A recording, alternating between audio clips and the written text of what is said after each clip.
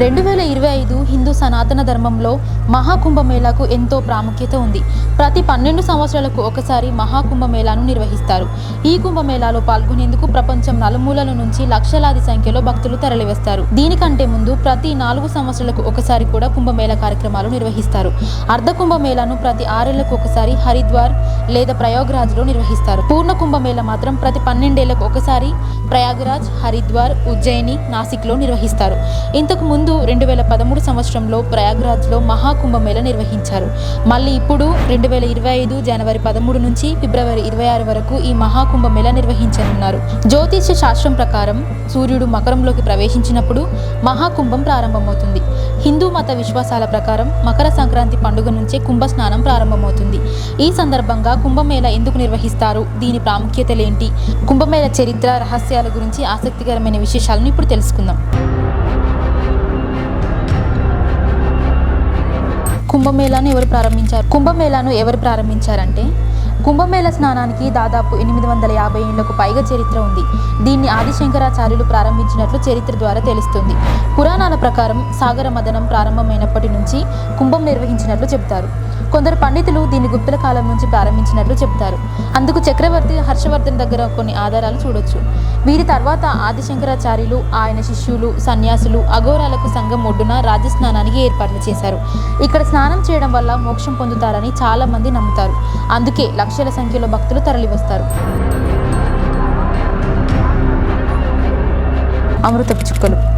హిందూ పురాణాల ప్రకారం దేవతలు, రాక్షసులు కలిసి సాగర మదనం చేశారు. ఈ సమయంలో అనేక రత్నాలు, అప్సరసలు, జంతువులు, విషం, అమృతం వంటి బయటకు వచ్చాయి. అయితే అమృతం విషయంలో దేవతలు, రాక్షసుల మధ్య వివాదం తలెత్తింది. ఈ సమయంలో కొన్ని అమృతపు చుక్కలు భూమిపై పడ్డాయి. ఇవి ఎక్కడ పడితే అక్కడ కుంభం నిర్వహించారు. ప్రయాగ, నాసిక్, హరిద్వార్, ఉజ్జయినిలో అమృతపు చుక్కలు పడ్డాయని పురాణాల్లో పేర్కొనబడింది. గ్రహాల కలయిక వేళ. అమృతం కోసం జరిగిన పోరాటంలో చంద్రుడు అమృతాన్ని ప్రవహించకుండా కాపాడాడు. గురువు కలశం దాచాడు. సూర్యదేవుడు కలశాన్ని పగిలిపోకుండా కాపాడాడు. శనిదేవుడు ఇంద్రుణ్ణి కోపం నుంచి రక్షించాడు. అందుకే ఈ గ్రహాల కలిసిన ప్రతి సమయంలో మహాకుంభం నిర్వహించబడుతుంది. ఎందుకంటే ఈ గ్రహాల కలయిక వేళ అమృత పాత్ర రక్షించబడింది. ఆ తర్వాత దేవతలందరూ శ్రీ విష్ణుమూర్తి సాయంతో అమృతాన్ని సేవించారు. మహాకుంభమేళ సమయంలో చేసే స్నానాన్ని రాజస్నానంగా పరిగణిస్తారు. ఈ సమయంలో నదుల నీరు అమృతంతో కలిసి సమానమైన లక్షణాలను కలిగి ఉంటుందని చాలా మంది నమ్మకం. అంతేకాదు సకల దేవతల అనుగ్రహం లభిస్తుందని కూడా నమ్ముతారు. ముఖ్యంగా ప్రయాగ్రాజ్లో రాజస్నానానికి మతపరమైన ప్రాముఖ్యత ఉంది. ఇక్కడ యమున, సరస్వతి, గంగా నదులు కూడా కలుస్తాయి. పవిత్రమైన స్థలాల్లో.